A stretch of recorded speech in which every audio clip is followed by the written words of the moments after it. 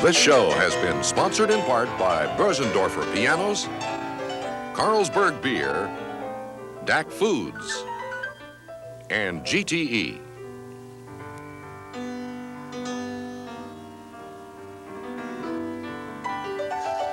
Ladies and gentlemen, presenting Victor Borge on stage with audience favorites.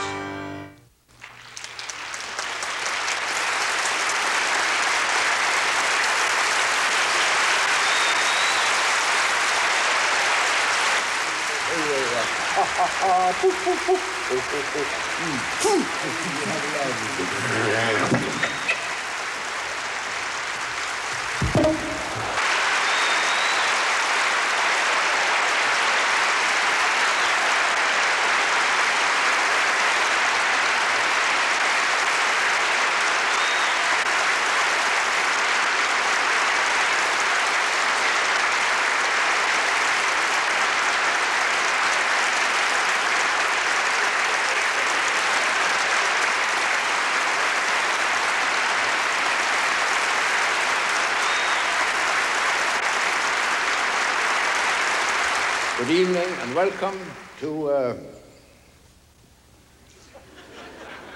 Minneapolis. I have been looking forward to this evening's performance ever since 7:30, 2 weeks ago. We are going to have an intermission pretty soon. Come right in, please. Pardon me, pardon me, pardon me, pardon me, pardon me, pardon me. Where do you come from? Where? St. Paul. Oh, you don't know each other.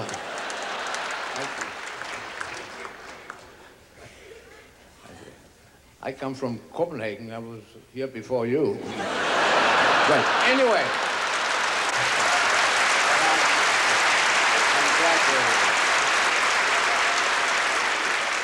Are there any children in the audience? Yes? Okay. Out. We do have some children here. That means I can't do the second half in the nude. I wear the tie. The long one. The very long one, yes.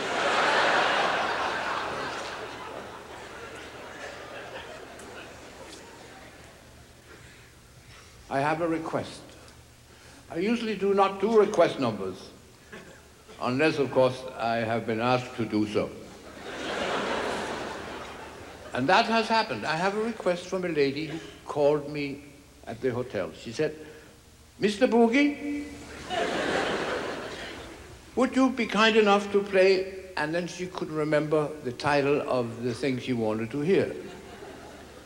So I said, "Perhaps you could hum it or sing it for me, and if I know it, I will play it." And she said, "Well, I can't remember how it goes." And then she said, "You're the musician. You ought to know the piece." I said, "I'm sorry, I can't help you in this instance." And she said, "It really doesn't matter because I'm not going to be there tonight." So now I'm going to play something else.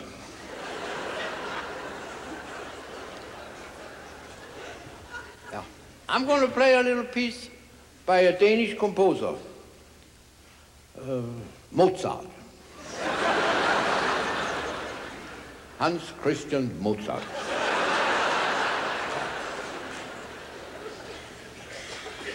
As you know, or many of you know, Mozart was only from here up.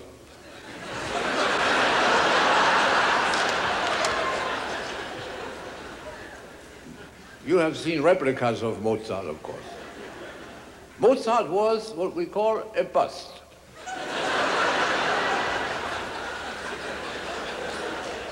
And stood on many pianos and in windows and things. And the scholars insist that in spite of that physical handicap, Mozart was fairly happily married.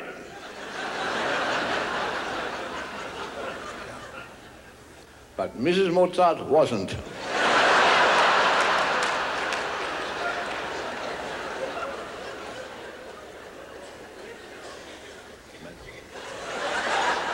She went all the way to the floor.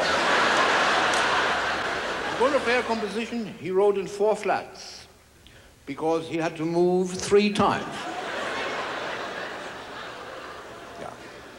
He never stayed long enough in any of them to finish this piece. And this is called a bagatelle, and it's in the key of C. Who cares? I hope you will enjoy it. And if you don't, there's absolutely nothing I can do about it.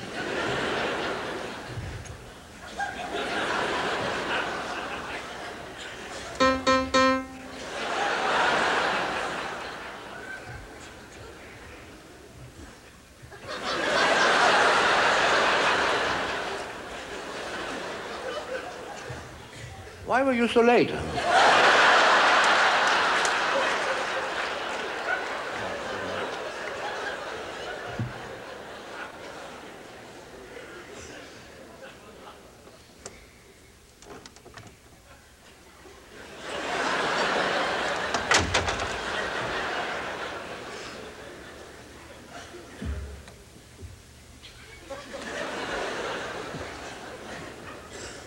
Well, 3 pedals, they only have 2 feet.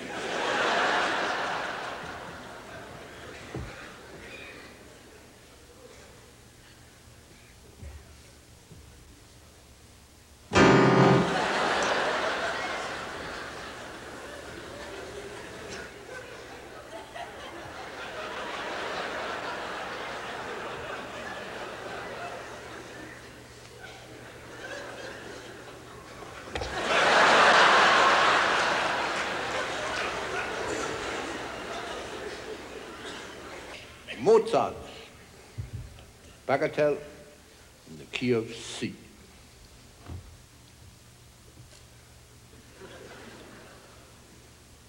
Now, where the heck is C?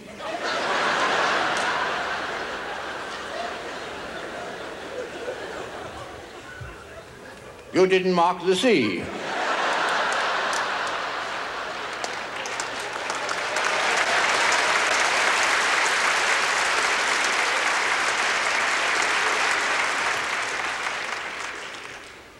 Now I understand why so many people in America say, long time, no see.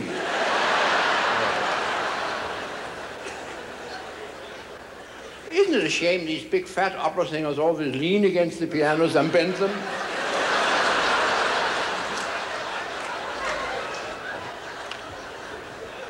The heavy arias.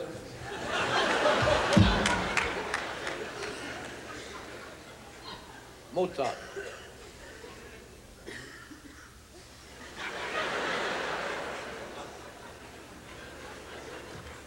I'm always asked to play something straight, and you know it is not easy.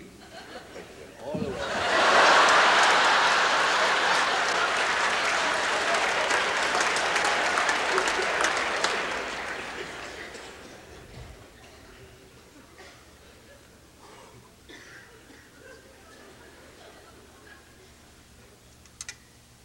Oh, my time is up. Sorry, upside down. My grandfather gave me this one a few minutes before he died for $20.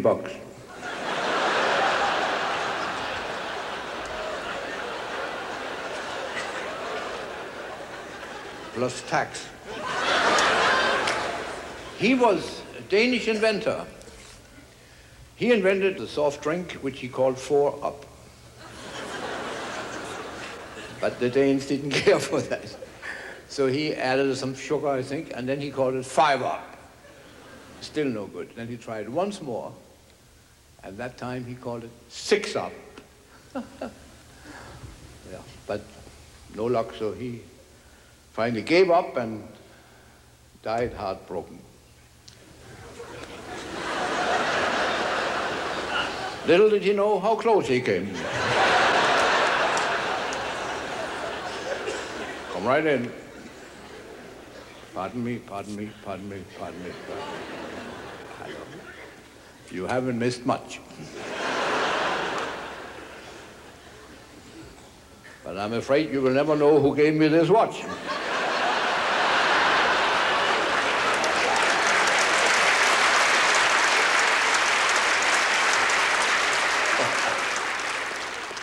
And don't tell them.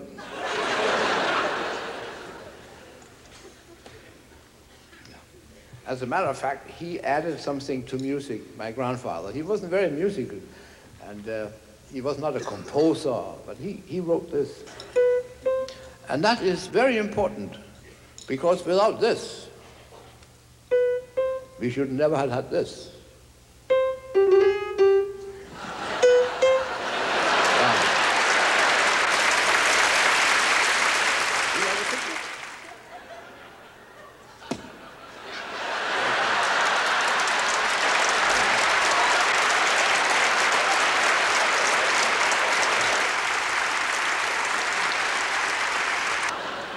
I gave my first concert at 8, or a few minutes after 8, because, as you know. Yeah. For 12 years I was concertizing, and I often had an opportunity to do an encore, which I generally did early in the evenings. Yeah. So that people, when they left early, could hear some of the encores at least. Yeah. Some of my favorite encores were a series of Viennese waltzes by a Japanese,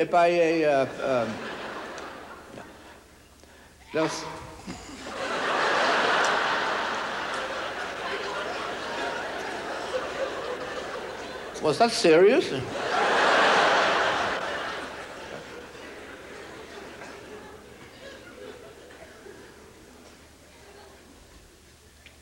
I said, Japanese. I speak. There are three things, you know, I must tell you, there are three things I can never remember.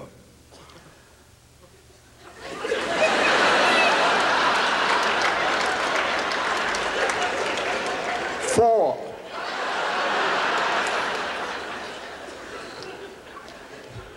I speak a little Japanese, and you know how I learned to speak. Of course you don't, but there's a wonderful method which I will tell you about, with which you can speak or learn to speak any language you wish or anything you want to learn while you sleep. Not here, of course, but under the pillow in your bed, or in any bed, you put a cassette player. And then you insert a tape on which must be what you wish to learn, of course. In my case, it was lessons in the Japanese language. And then you run it every night until you have absorbed subconsciously what is on the tape. It may take weeks or months, or maybe a year, but that's the way I learned to. I know you won't believe it, of course, but this is true. I don't speak it perfectly well, but I can get along, and I have been doing so. Unfortunately, I can only speak it when I'm sound asleep.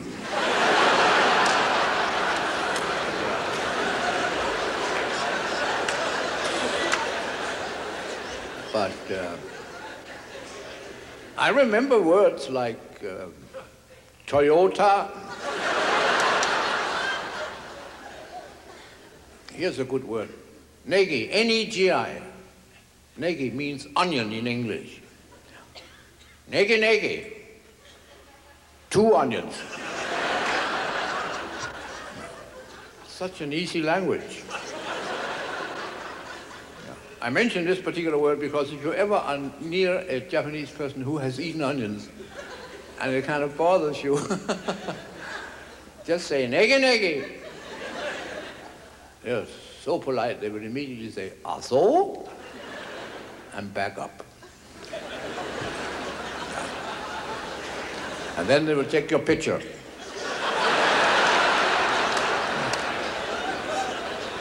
But remember, they are not very tall people, so they only get you from here down. Yeah. Yeah. The rest is Mozart.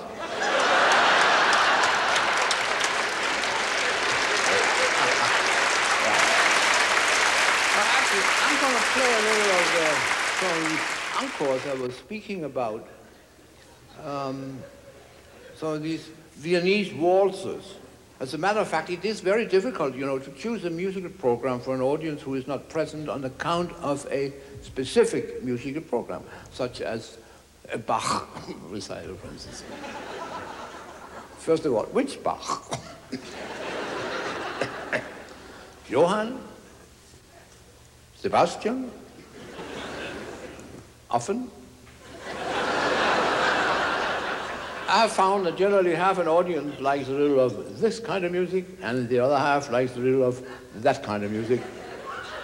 And so I'm going to play a little of this kind, and I am going to play a little of that kind, so that it will be something for each one of you to enjoy.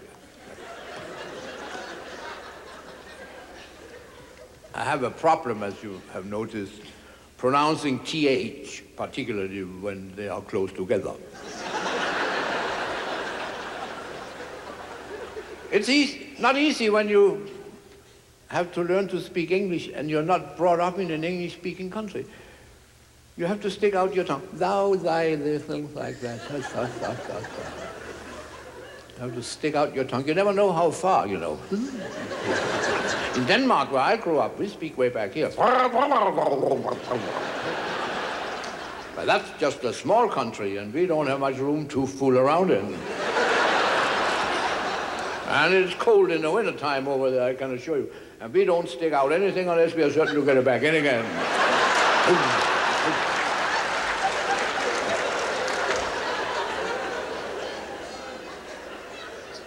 Well, I have some music here on the piano bench, a little of this and a little of that. And that's what I'm going to play a little of.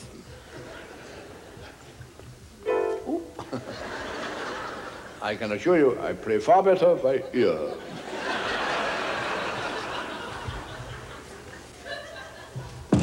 Bang, bang. Oh, this is supposed to be a book, not loose sheets. Well, I'm sorry, we've had to. You care for piano music? Here's some.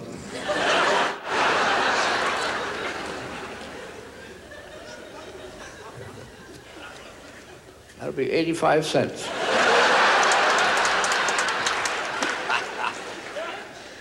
Do you read music? You do? Then it'll be $1.50.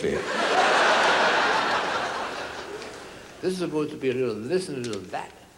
A little this. See, these are all thises. There's not a single that among these. The one I gave you, is that a this or a that? Oh, that's a this. You keep that. What's that? Oh, that's a this also. This, that goes between those thises. Thus. Well, and that's that. No, actually, that's a this, but you don't know the difference. My glasses, they're not in the piano. Oh, a stagehand. Hold on.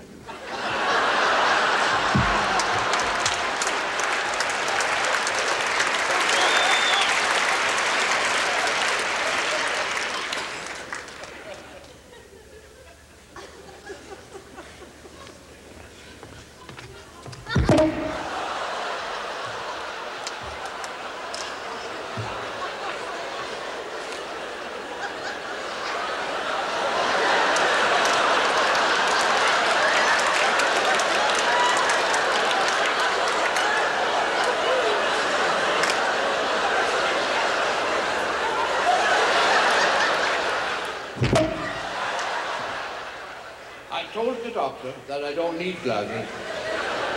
But I always try to sell you something. We have a neighbor. Well, who doesn't? But he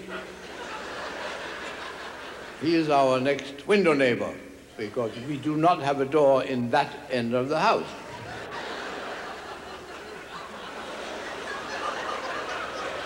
I'll give you 5 seconds more on that one. He is a physician, a good friend of the family, his own, of course. And I went to see him, and he said, "You need glasses." So on my way out of his office, I took his. And now he wants to see me when I get back home. But he can't because I got the glasses.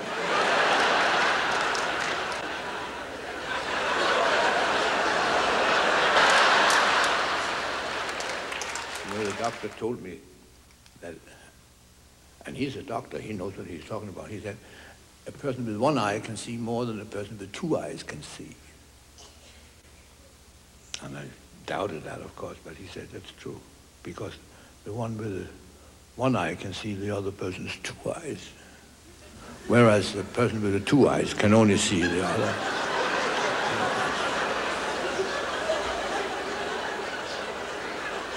That's what he said.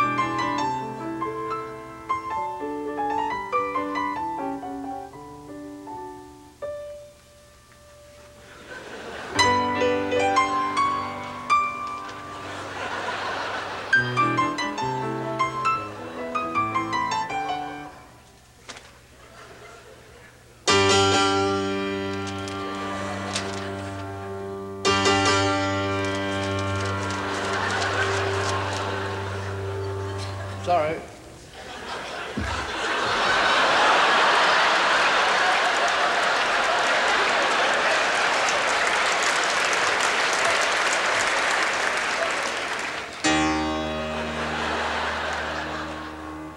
Well, I'm sorry about that. Will somebody come and help me, please?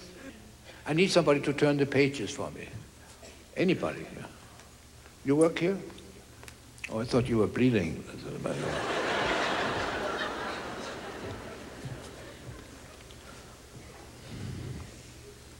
What do you do? I call the lights. I beg your pardon? I call the lights. I don't think you heard me. I said, what do you do here? I call the lights. You call the lights. And that's what you do. Mm-hmm.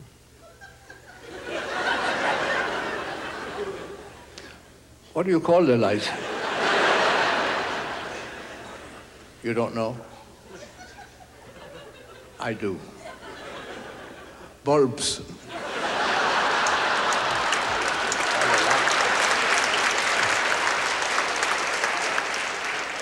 What happens if the lights don't come when you call them? You don't know that? I do. Long time no see. I run the lights. You what? I run the lights. You run the lights. That's against the law. That's against the law. Are you afraid of losing your hand? You're holding on to it. You make your own clothes?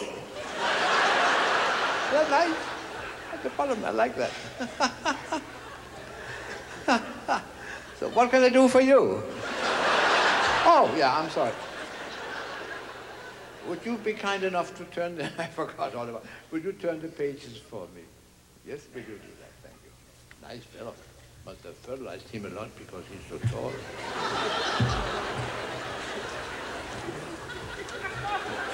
That's the lights. It's nice.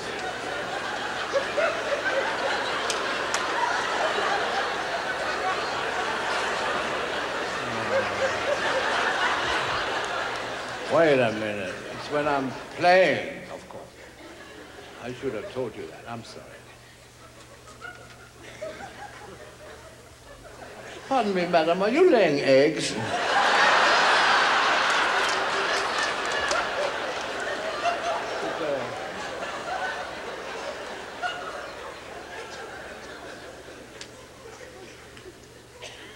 Okay, this is a nice piece.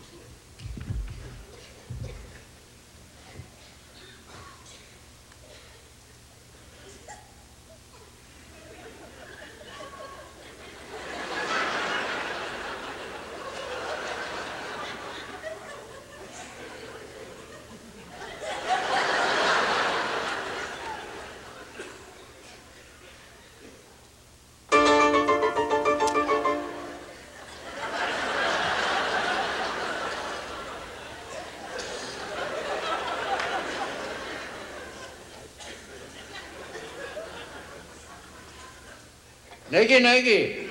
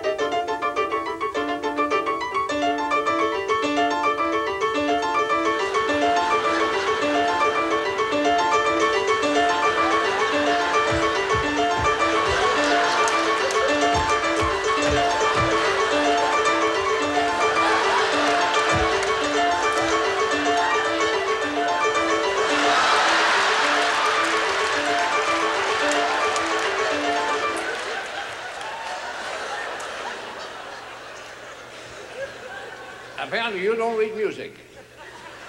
Well, I'm sorry, I should have asked you. We'll do another one. We'll do a slow one, which gives me a chance to tell you what to do and where to do it. This is a nice piece. No, if you'll be kind enough to do it. It begins here, and it comes up here.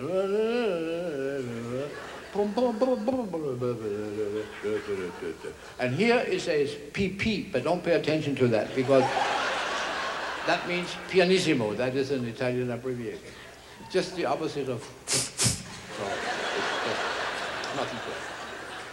So when I say now, you take this in this corner, a single sheet, and you turn it zoop, like that. You don't have to say zoop. You can just zoop, like that. Okay? But take it up here, otherwise you block my view if you put it on there. As simple as that. I need the back of it, you see. And then I go over here and finish there. It's as simple as that. One single sheet. One step. This is Liebestraum by Fliss. No, that's F-list. Flist. No, it's F-list. F-list, young man, is Flist. You don't say M. Mozart.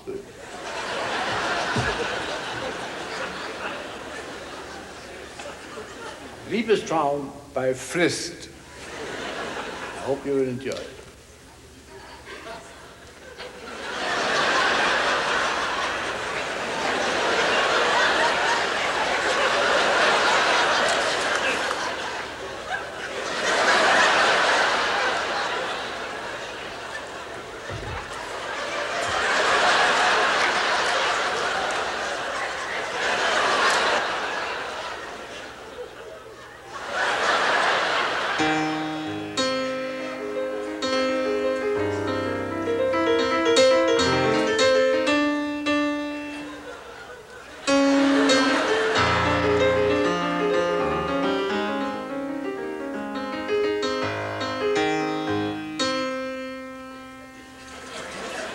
Could you put a foot on one of those?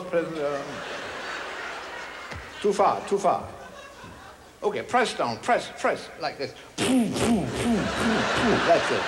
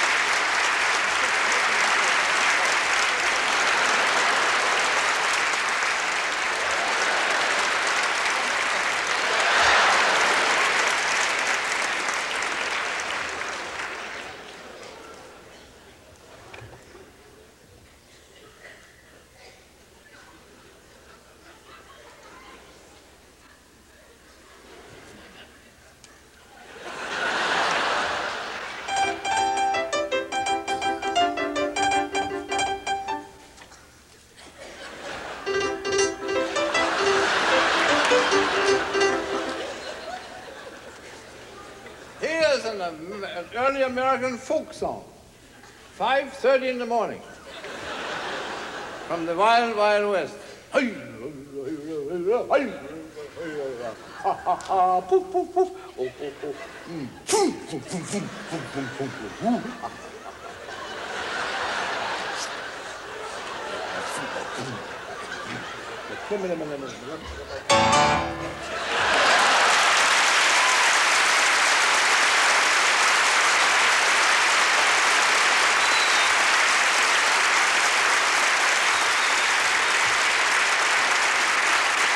Thank you, thank you.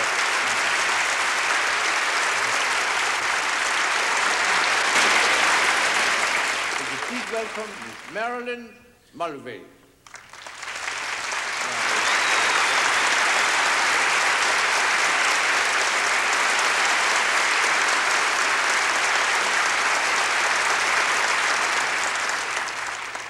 Excuse me, what happened to your arms? There might be a Mozart for it. Merlin has sung in many operas and has also not sung in many operas. Also not sung in many operas, yes. He's sung in many operas and has also not sung in many operas. That's exactly what I meant, and it's exactly what I said. Hands off, please. She has a habit. You shouldn't lean against the pianos, Merlin, because sometimes there might not be a piano next to you when you sing. Maybe a flute player. You can't hang on to the flute. You can't flout the flute.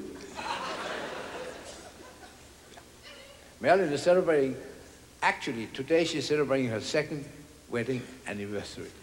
Is that true? Yeah. That's really an event.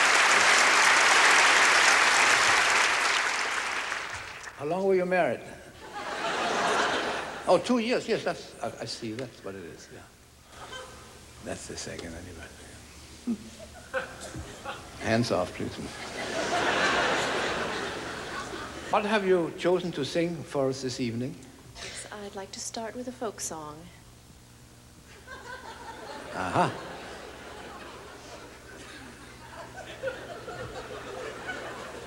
Oh, one of the folk songs your uncle brought from where? Croatia. Yeah, that's right. Her uncle is an archaeologist and has been archaeologizing recently in the very far where Croatia is. And he found in an old monkery in the basement of the monastery. Well, you can say nunnery. Why can't you say monkery? But anyway, that's not my problem.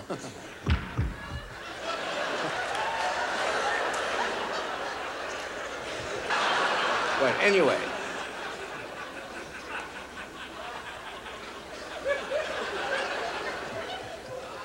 Ah, yeah.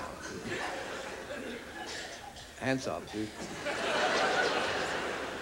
Merlin's uncle brought back some manuscripts he found in that, wherever it was. And there are 6 songs, and Marilyn sings all 6. Not now, but she knows them all. These are some old folk songs for the old folks, for some old folks. And which one have you chosen to sing tonight, Marilyn? I wasn't sure. What do you think I should start with? Sing the one you like the most. Oh, yeah. Because I'm going to play the one I like.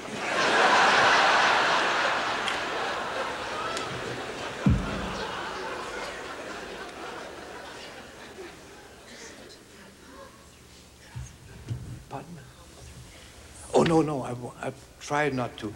Marilyn, she wants me to say, don't hum along, because, you know, musicians, when we play, for instance, you play a concerto, you sit there, and you sing along without really knowing it. You hum, or the violinists, you do all these things. And I have the habit myself, and I must remember that. Hands up, please.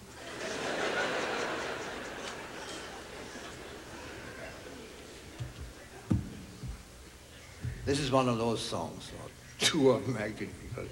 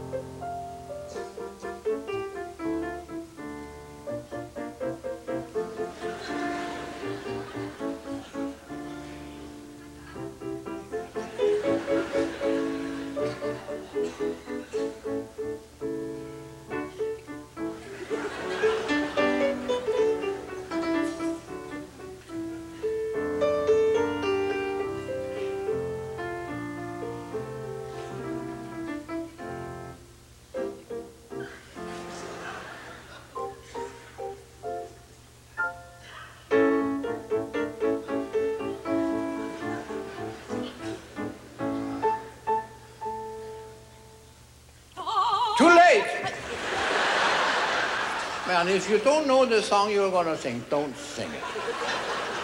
You're an opera singer. You should sing opera. Marilyn is a cacolatura. And she said, why don't you sing an aria from one of this? You like arias? Wait till you hear what she's going to do. Thank you. When this ovation has died down. What have you chosen to sing then? Yes, I'd like to sing the Caro Nome from Rigoletto. Oh, God.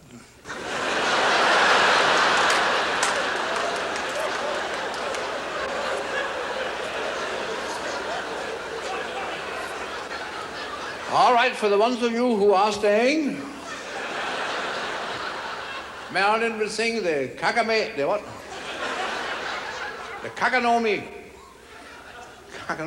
aria from the opera Rigor Mortis.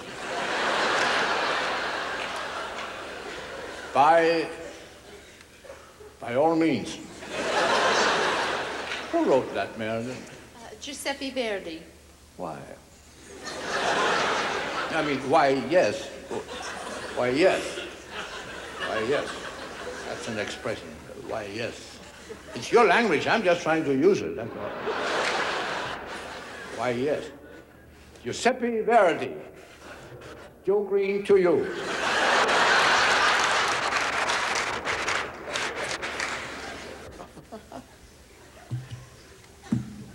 Hands off, please.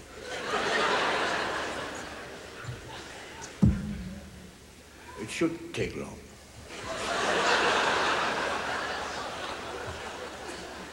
Not if I can help it.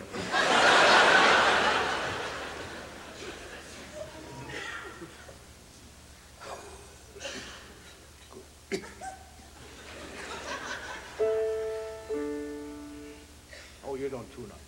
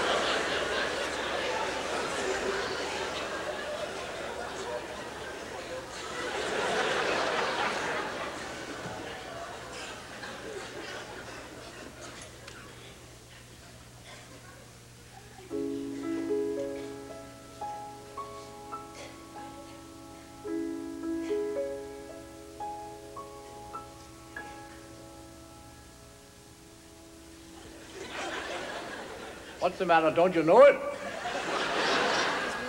Oh, one more. It's mine. Sorry.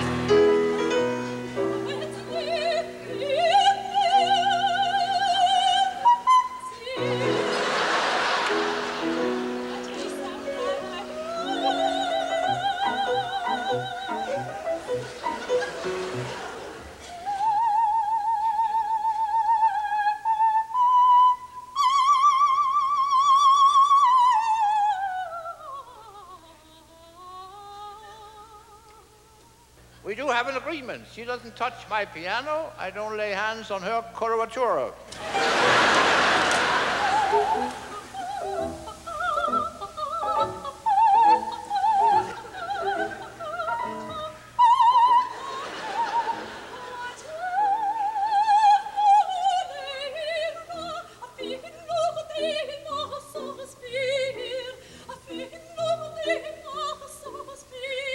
You just said that. Twice.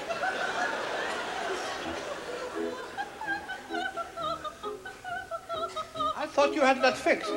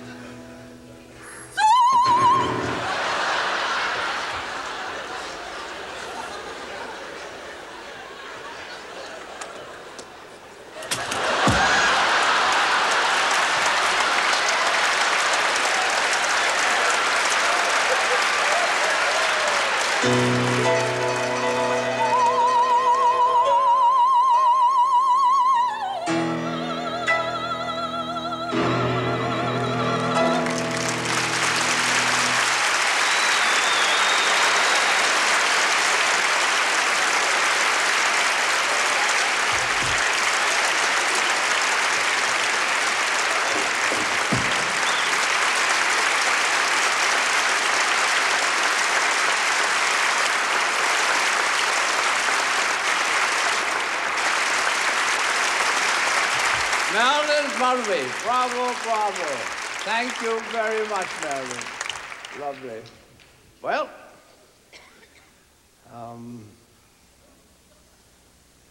I love this piano. This is a great piano. This is, they call it the Rolls Royce of pianos. It has smaller wheels, as you can see. I get about 4 sonatas to a gallon of red wine on it. Very expensive, these pianos. It's not mine, but they come in 6-packs.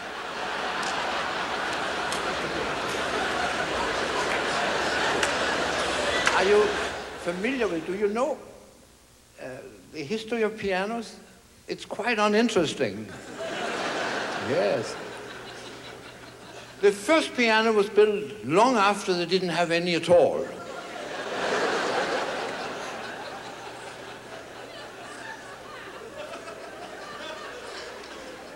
And it consisted of one big white key. This one. People stood and played it like this with a underarm. And the composers hated it because they couldn't write anything for that single tone there. And it was monotonous to listen to, particularly during piano recitals.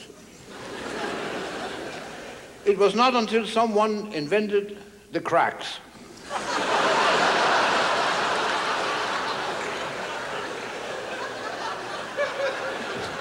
That changed everything. And then came civil rights.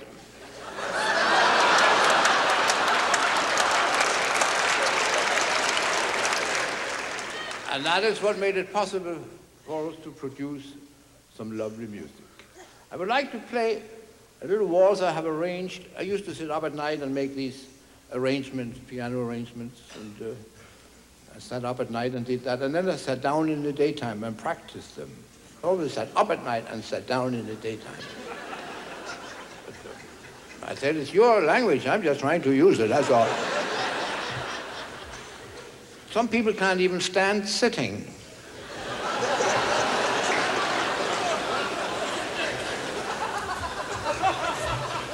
On that subject, We had a robbery in my dressing room on Broadway where I recently played, and when I came in the following day, the doorman said, "Do you find anything missing?"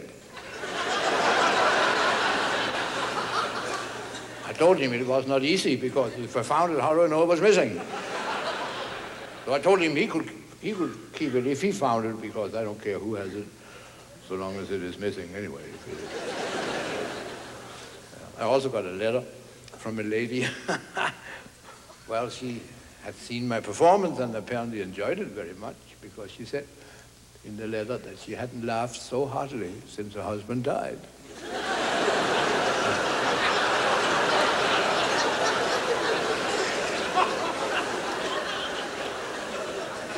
Some people have more fun. I'm going to play a little waltz, the one I was talking about. It's a very happy waltz, and I hope you like it. Not very long. That's why it's a happy waltz. Part with me. Oh, do you know how Beethoven was inspired to his famous Minuet in G? No, you don't, but you will in a minute. One morning, Beethoven sat at his piano. He wanted to compose something instantly popular for a change. Yes. He has just finished his 9th symphony for Leonard Bernstein.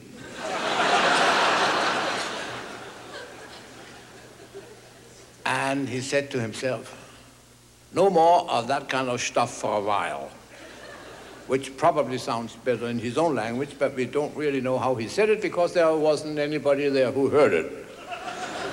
And Beethoven himself didn't hear too well, you know. Beethoven, at the time I was speaking about, also had run out of housekeepers, and some friends had hired a new housekeeper for him, and she showed up that morning. And must have been extremely attractive, because when Beethoven saw her when she walked across the room, he was immediately inspired to the Minuet in G.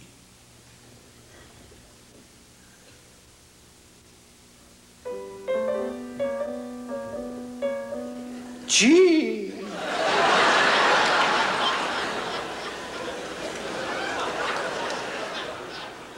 And now they walk.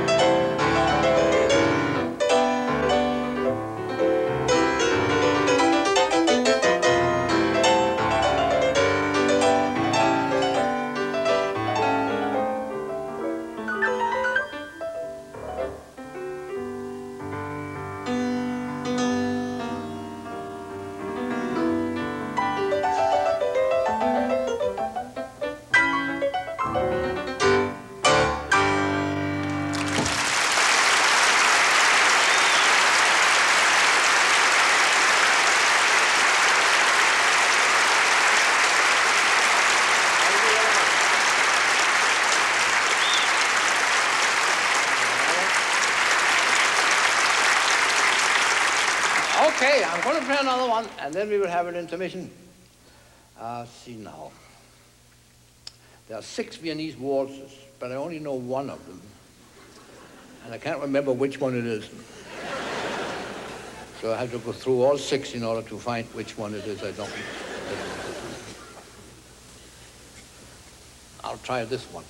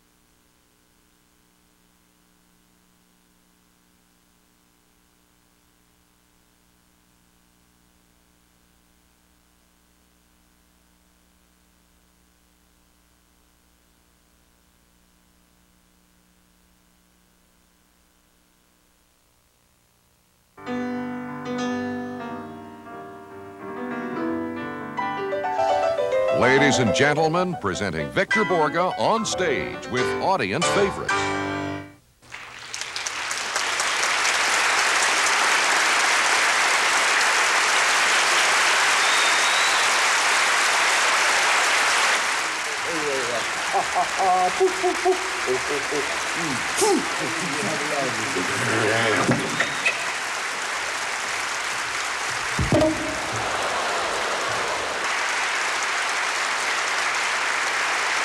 Many years ago in Denmark we had inflation, and you are familiar with that problem.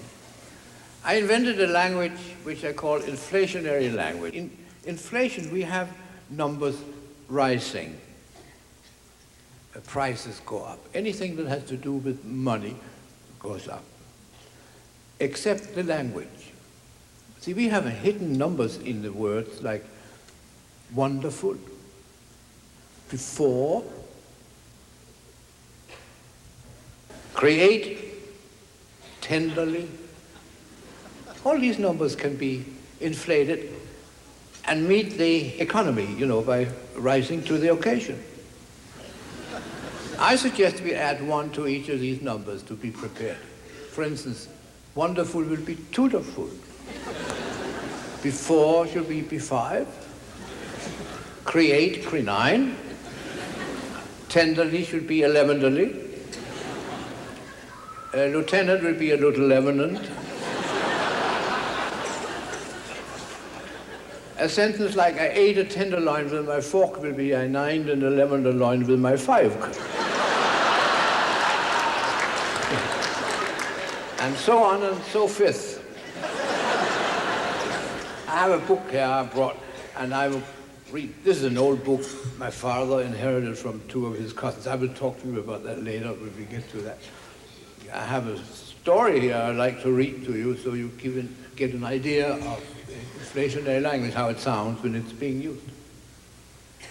Twice upon a time, there lived in sunny California a young man named Bob. He was a third lieutenant in the U.S. Air Forces. Bob had been fond of Anna, his 1.5 sister, ever since she saw the light of day for the second time. And they were both proud of the fact that 2 of his 5 fathers had been among the cre9ers of the U.S. Constitution. They were dining on the terrace. Anna, he said, as he took a bite of a marinated herring, "You look tutorful 3 night. You never looked that lovely B5. Anna really looked tutorful in spite of the illness from which she had not yet recuperated. Yes, repeated Bob, you look tutorful 3 night. But you have 3 of the saddest eyes I have ever seen. The table was tastefully decorated with Anna's favorite flowers, thrillips.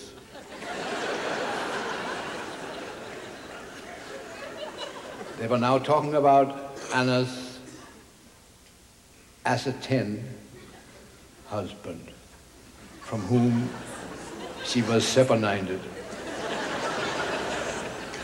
While on the radio, an Irish 11er sang Tea for 3. It was midnight. A clock in the distance struck 13. And suddenly, there in the moonlight, stood her husband, done 2. He was done 1. There stood her husband, done 2, obviously intoxicated. Anna, he blurted, "Forgive me. I'm only young twice. And you are my 2 and only." Bob jumped to his feet. "Get out of here, you 3-faced triple-crosser."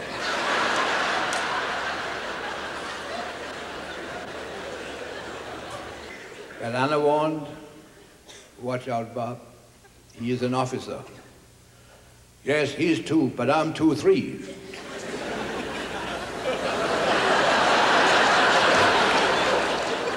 Any two for 11ers? All right, said Don Two as he wiped his 5 head. He then left, and when he was 1.5 way through the revolving door, he mumbled, "I'll go back to 11ers, see?" and be double again.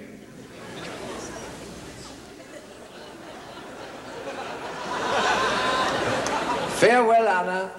Threedle-oo, threedle-oo.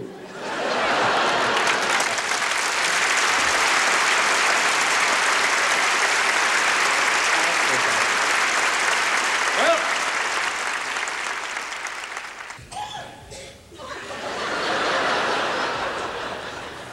do you play any other instrument? Terrific. I have a request. There seem to be 2 ladies in the audience. It was a mother and a daughter, I understand. And I haven't seen them, but one of them is celebrating her, 14th birthday. Yeah, 14th birthday. It must be the daughter, of course. But I understood that it was difficult to tell the difference, which one was the mother and which one was the daughter, because both ladies apparently look fairly old. So, one would like to hear "Clear the Saloon," and the other one didn't want to hear it. Would rather hear something by the Spanish composer El Beethoven. Do we have some moonlight effect, please? Just a little something to get in the mood. That was kind of a short day, wasn't it?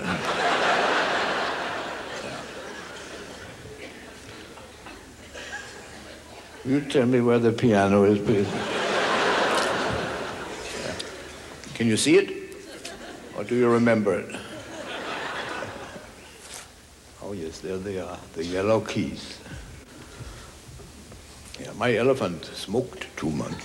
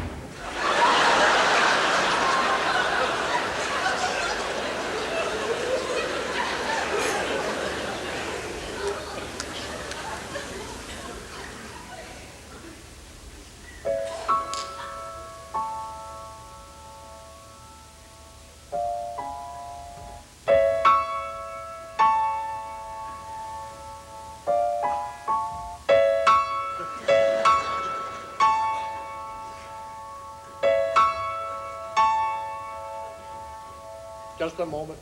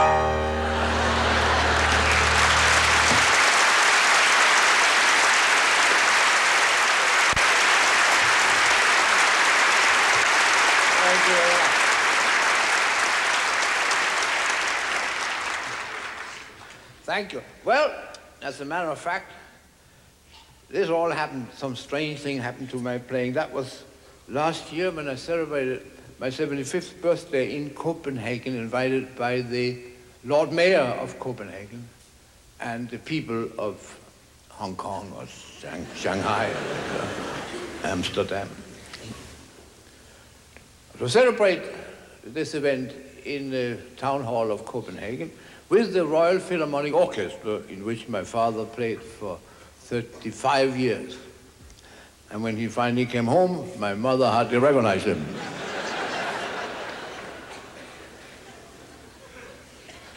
My father played in the woodwind section of the orchestra. But my mother never could understand why, because my father played the violin. But he had some good friends in the woodwind section and just loved to be among friends, so there he sat and fiddled away for 35 years. As a matter of fact, my father played the viola. Yeah. A lot of people don't know the difference between a viola and a violin. Unfortunately, my father happened to be one of them.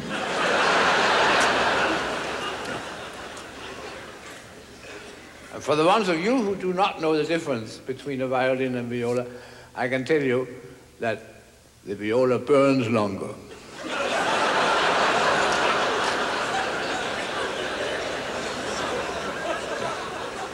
But I was going to tell you about this event in Copenhagen when I celebrated that birthday. Then the whole year, it wound up with 12 concerts in Carnegie Hall in December, that last few weeks of December. And the whole year had been in a celebration mood. You know, everybody had congratulated me, and I got wires and letters and birthday cakes and things. And this influenced my playing a lot. And I'll show you what happened. For instance, I was playing a Brahms waltz by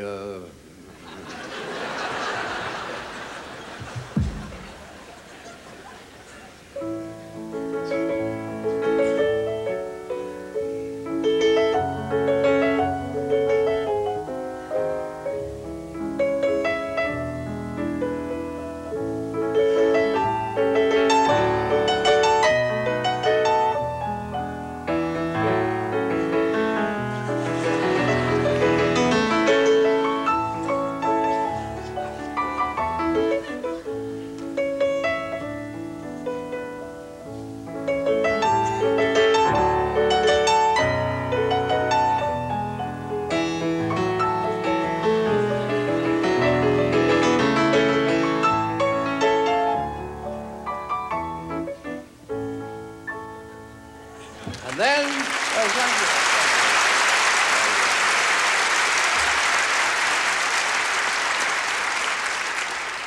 then Chopin, a knockout turn.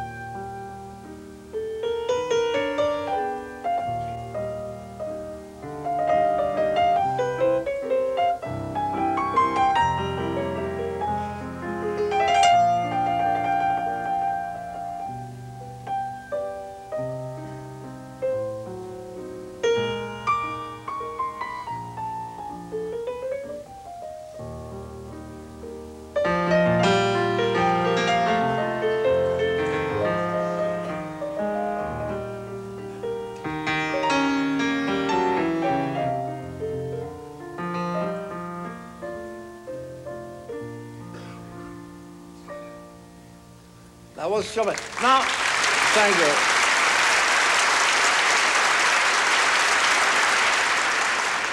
Even Gershwin, by George.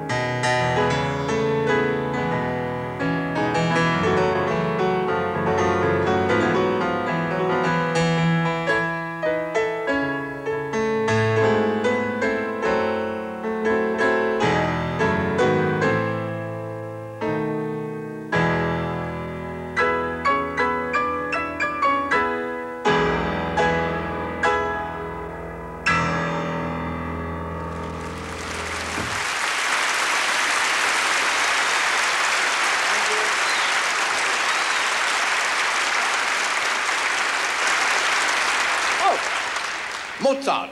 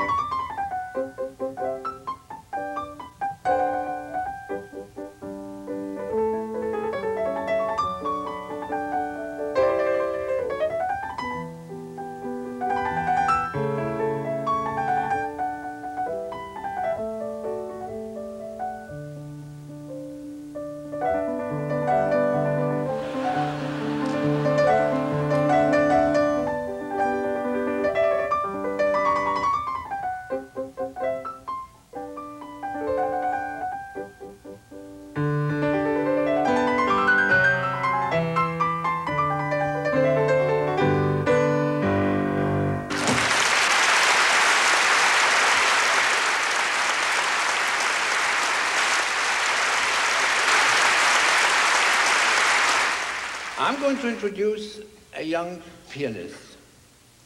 He's a very, very good friend of mine. He is an Armenian, and he has studied at the music conservatory in Istanbul. He has also graduated in chemistry. He's an excellent chemist. And he has just returned from a very successful concert tour, an extensive concert tour in South America, in Bolivia, and Bolivia, and has just returned today. And I must tell you, he's a pianist, and the funny thing happened where he was supposed to play in Bolivia. He came to the concert hall, and they didn't have a piano, for the piano was silent. So he did some chemistry for the audience, and where the concert hall used to be is now just a big hole in the ground. But fortunately, he is saved himself. Would you please welcome Mr. Shahan Azrouni?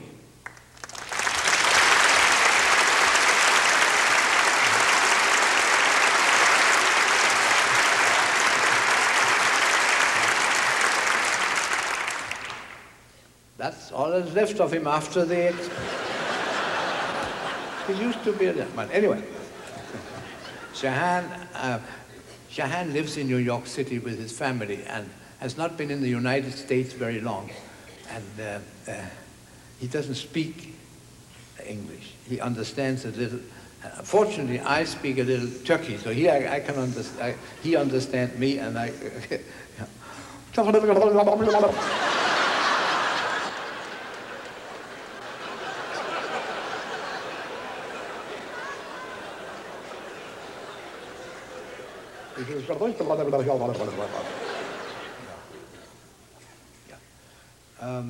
How's everything?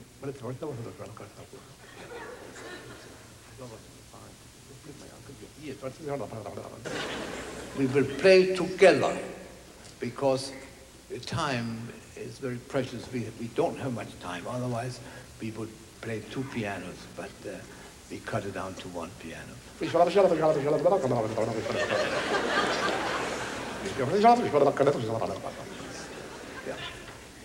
We will play the second Hungarian Rhapsody by Liszt. The second.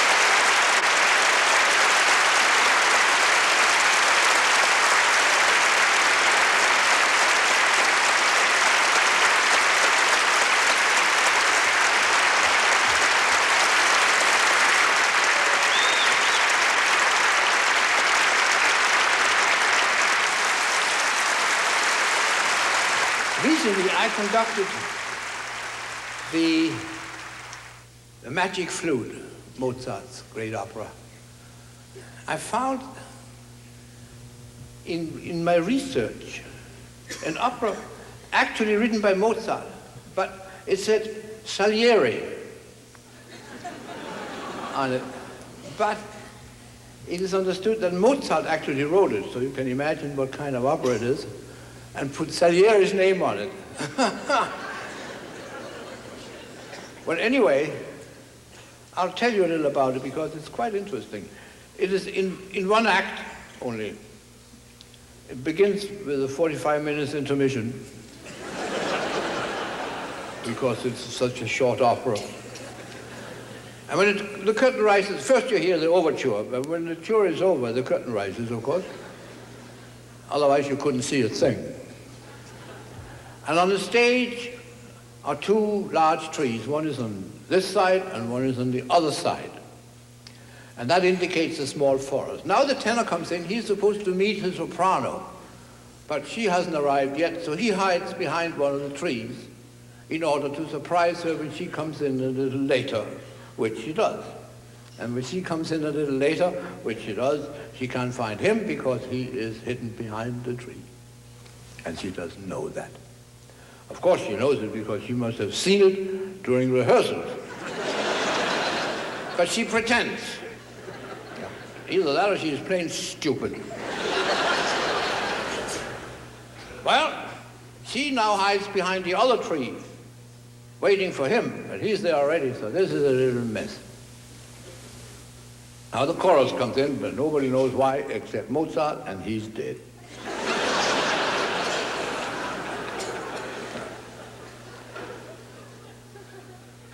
Finally, her father shows up. He's very angry because he just wants to get out of the opera as fast as possible and go home. And he decided she must die, and she sings her death aria, and that's the end of it. The curtain falls, but not hard enough. And I'll take you to the opera and play for you the overture. First, you hear the conductor's footsteps when he enters the orchestra pit. As a matter of fact, I like to call it the orchestra ditch. That's a little more dignified, I think. Pit. First, you hear the conductor's footsteps when he enters the orchestra pit, or ditch. He walks sideways because it's a very narrow ditch. And this is the overture.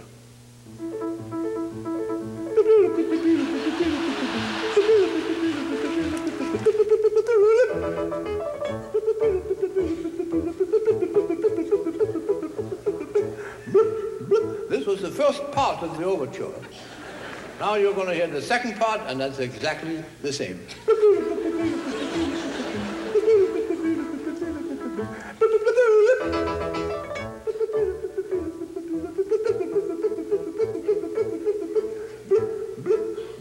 Now this is a blip. The reason for that extra blip is that the fellow who does the blips started one measure too late.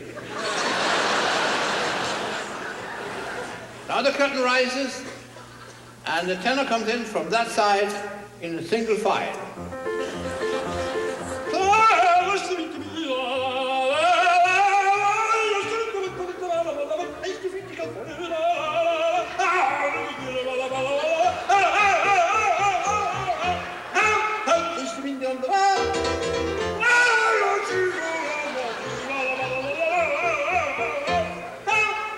And he goes behind the tree right away.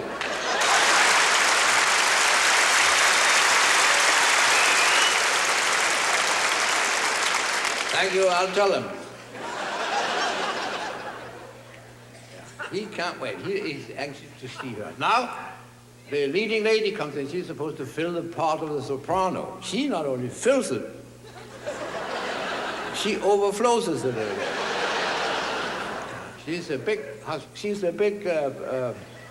She carries a lot of weight to the opera. Let's put it that way.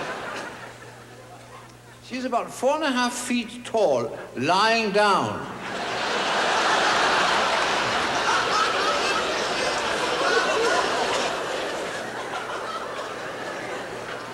she comes in from that side in a single pile.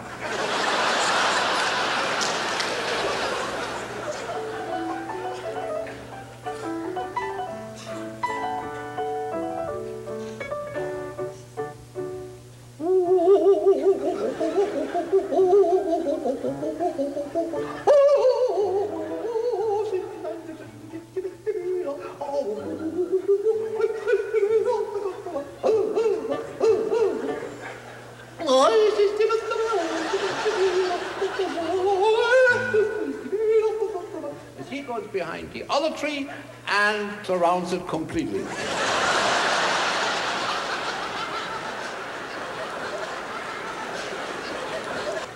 Well, while you were laughing, the chorus has been in and out, and now a baritone arrives.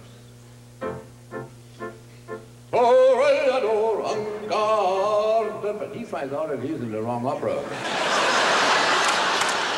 So he's fired. And now the father comes in, the Il Basso.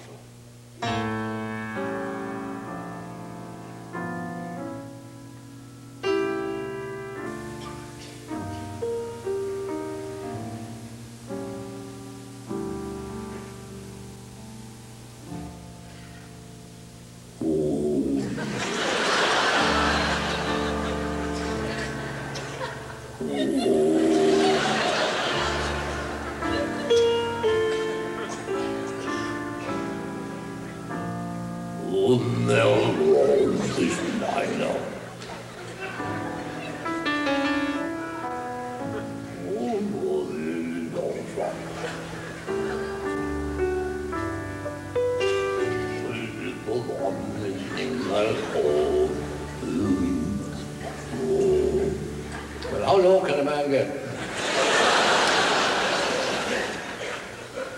Now she picks it up from there and sings her death aria.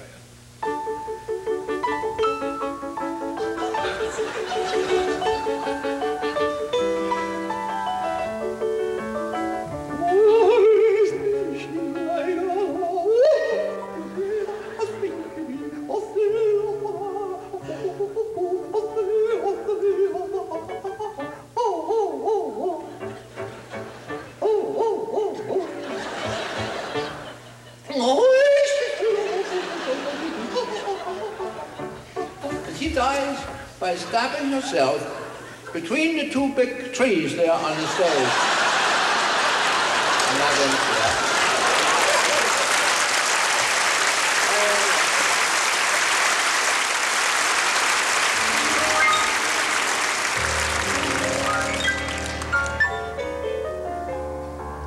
I'm going to play one of the waltzes that I'm trying to remember before. This is a very lovely one. You know, whenever I would announce them from the stages in Europe where I played concerts, the whole audience would go, "Bravo! Bravo!" Because Bravo played them much better than I do. Yes, he is Giuseppe Bravo, great pianist. And he is a Portuguese. Oh yes, he and his wife are Portuguese, but you can't have one geese.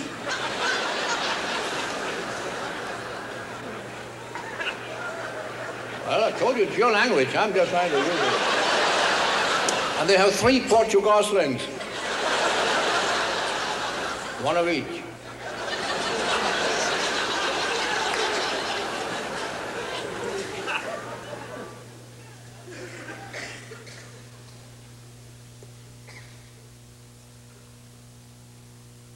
When you hear this,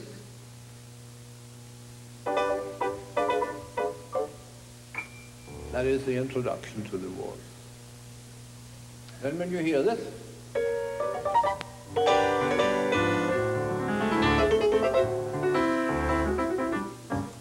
that is the main theme of the waltz. Then when you hear this,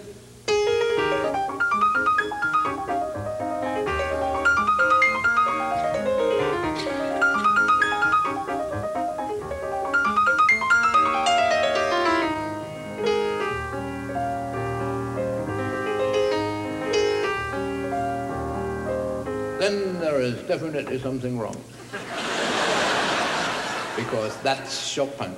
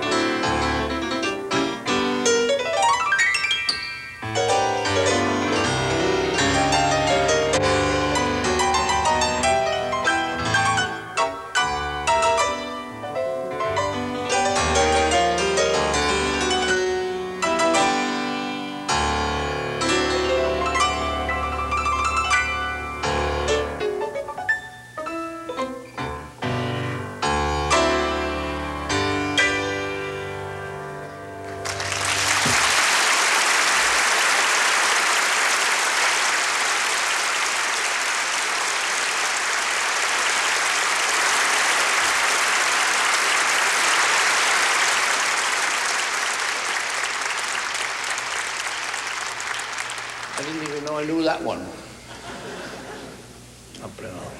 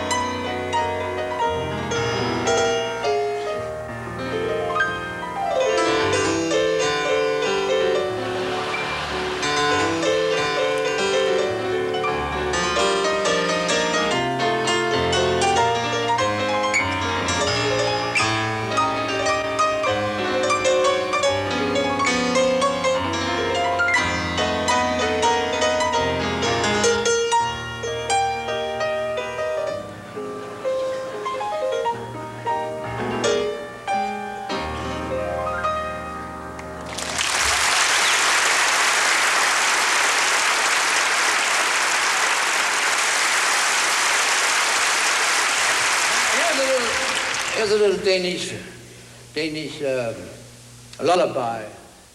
My mother used to play it for me when I was a few years ago. And as a matter of fact, I never heard her playing it because I always fell asleep the moment she started it. But I think it goes like this.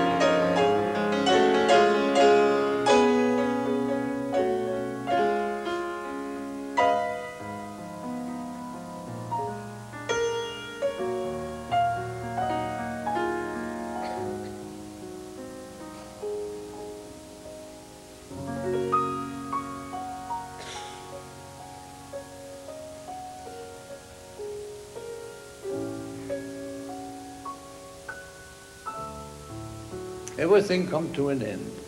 You wouldn't believe it, would you? But this is it. This is what we had to offer. Some laughs and smiles, and coughs and hiccups.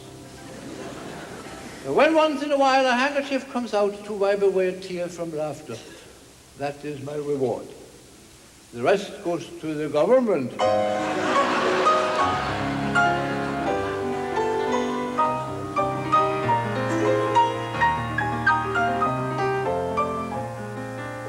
Perhaps we shall meet again sometime. Maybe next time in your house. Maybe in your dining room. Maybe in your living room.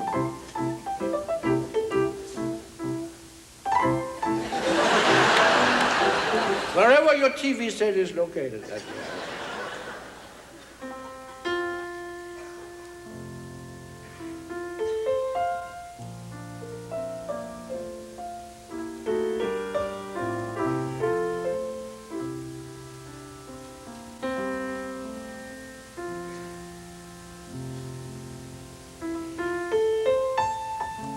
I wish to thank my parents for having made this evening possible.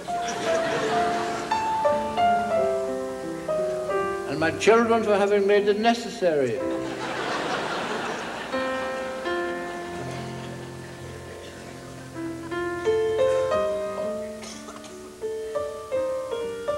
I have 5 children, by the way.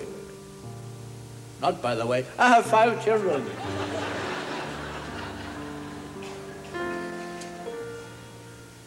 And that stupid page turner with the red tie happens to be one of them.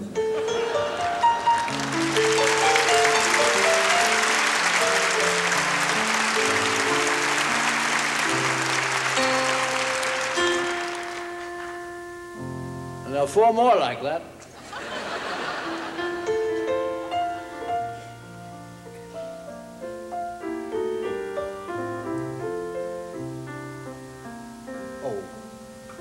Please, when you drive tonight, please drive extremely carefully. Extremely carefully.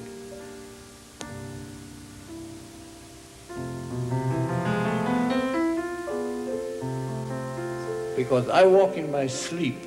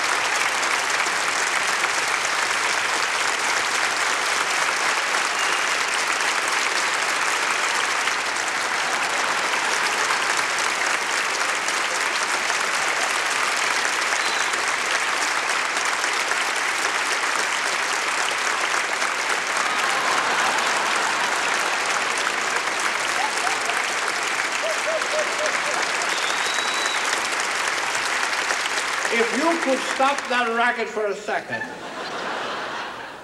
On behalf of everybody involved in this evening's performance, from the management and from everybody backstage and in front of the stage, and for all the artists who have joined me here on stage, I wish to thank you profoundly for the courtesy and the honor you have bestowed upon us by rising to the occasion.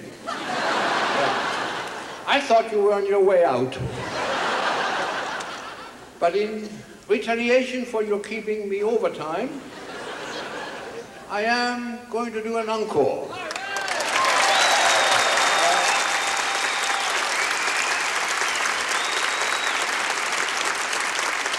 If I had known this, we could have started with it and... But anyway, I'm going to do a routine now. The ones of you who have heard... Must have cost a fortune to build this hall. For 15 cents more, I could have gone all the way over there.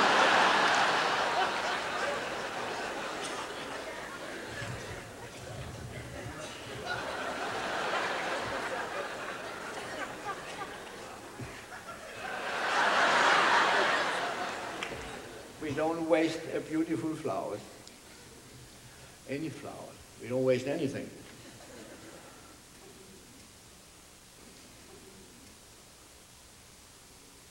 It's as beautiful as an artificial one.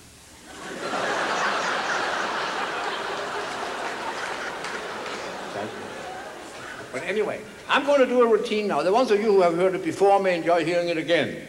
And the ones of you who have not heard it before may enjoy hearing it again next time. I'm speaking of the phonetic punctuation.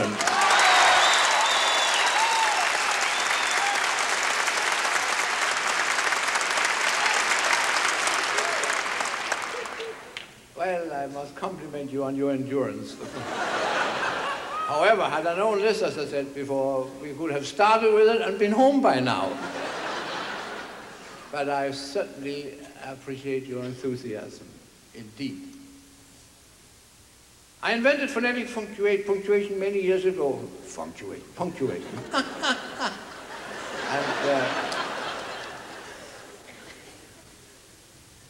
it was in 1936 when I first found that people who speak together don't understand each other clearly. But when we read or write, we use punctuation marks in order to underline the meaning of our sentences. But we do not have that support when we speak.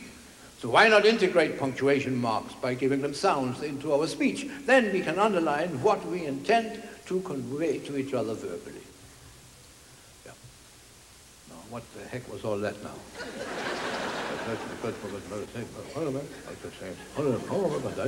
Then, of course,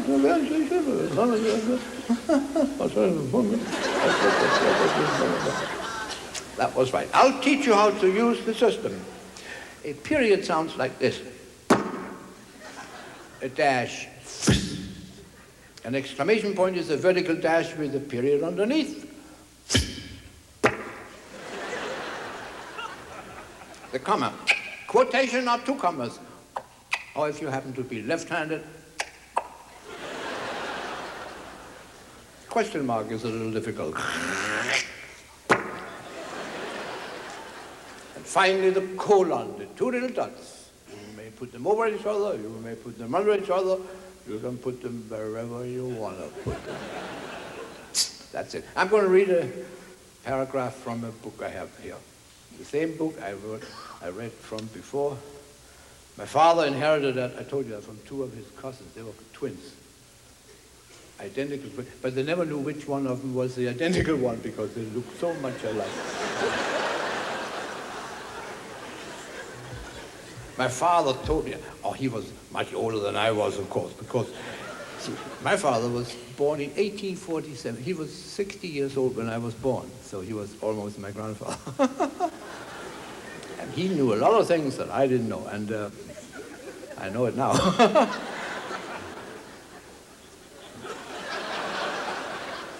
I wanted to show you a little thing.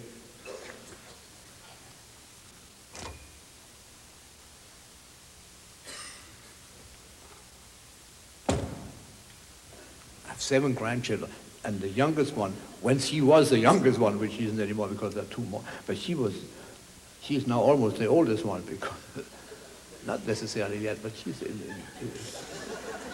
age, you know, it always changes. And this is a thing she did in school for me. I always show that to the audience. That's good. I did a notebook. I write notes in it. Cute. From the school. Yeah. It cost me $8,000.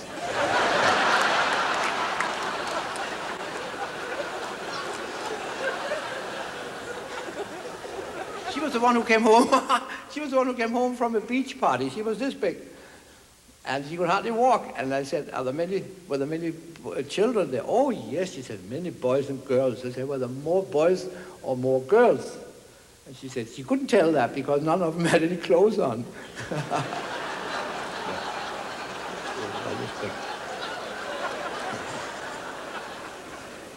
I have a short story right here in the beginning of the book.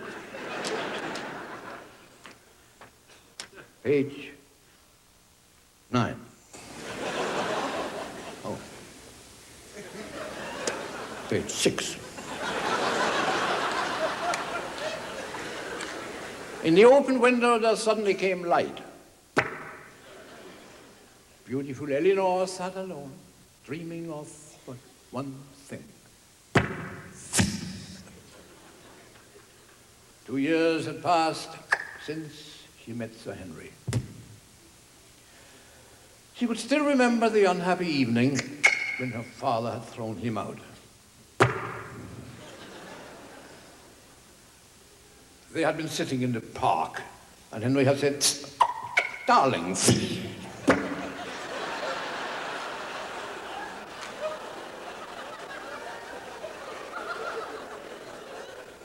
Is this the first time you have loved?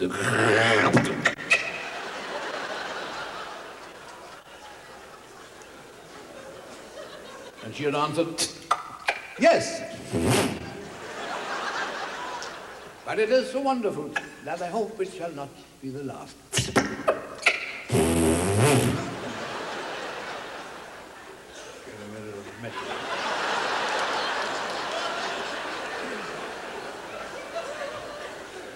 Suddenly she heard a well-known sound. It was he. In 2 strides he was near her, embraced, kissed, and caressed her. Henry!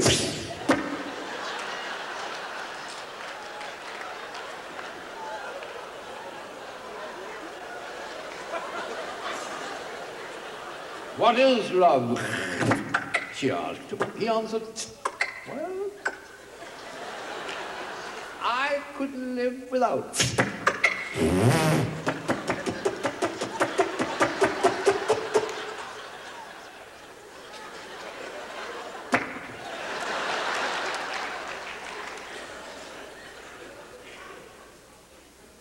She asked, I'm sorry, left-handed, "Where have your thoughts been?" And he answered, "Me, my maiden." Suddenly he had gone. Oops. All she heard. All she heard was the well-known sound of his departing horse.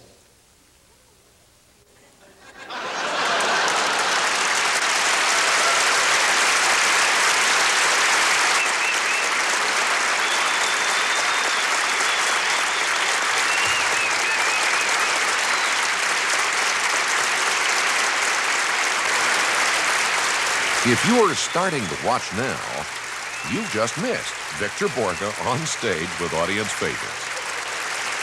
This show has been sponsored in part by Bösendorfer Pianos, Carlsberg Beer, DAC Foods, and GTE.